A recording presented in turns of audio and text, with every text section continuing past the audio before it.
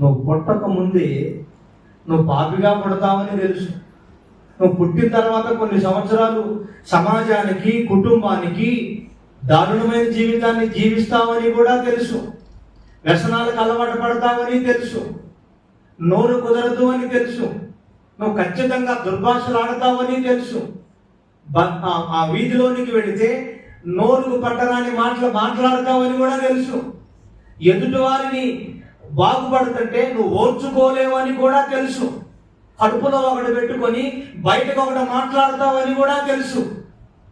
ఇవన్నీ మనందరి గురించి తెలిసే 2025 సంవత్సరాల క్రితము నిన్ను ప్రేమించి ప్రాణం పెట్టాడు ఆయన. కొంచెం చప్పట్లు గట్టిగా. హల్లెలూయా, హల్లెలూయా. ఎంత ప్రేమించాడో యేసు ప్రభువుని.